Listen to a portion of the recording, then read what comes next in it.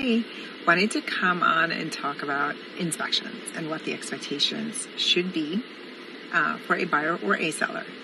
So, especially buyers. So I've seen buyers who are new to the game, haven't made, any offers or purchased a home in the last, let's say, 10 years even.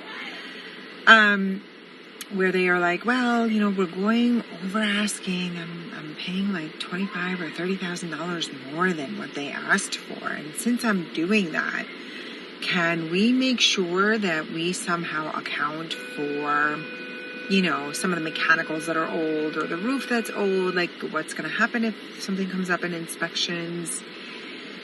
And I have to educate people and say, listen, we're in an environment where we are in a very competitive market.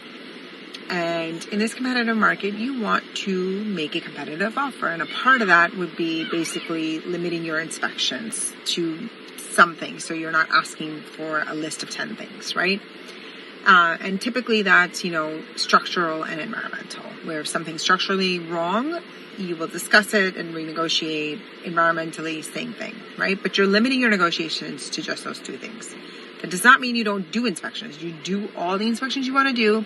You just limit your negotiations to those two categories. Now, let's talk about mechanicals or the roof or something else that is old.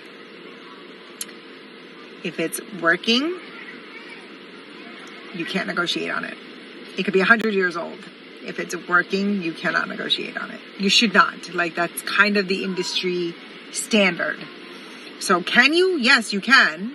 But they're going to tell you go take a hike because we're not discussing mechanicals that are at the end of life. That's what they call them. A water heater has a certain age. A roof has a certain age. If roof is 29 years old, typical life of a roof is 30, but it could go for 32 years. It could go for 35 years. You don't know. But because it's at the end of life, does not mean you can go ask the seller, hey, give me a $10,000 credit towards this roof that I have to replace in the coming future. Very, very near future. Not happening. So don't even think about asking for that because you are going to create some tension. Not to say you can't. Again, you can ask for whatever you want, but they're likely going to tell you to go take a hike. Especially if you were a winning bid and there were other offers in line. So just, tread carefully on what you ask for.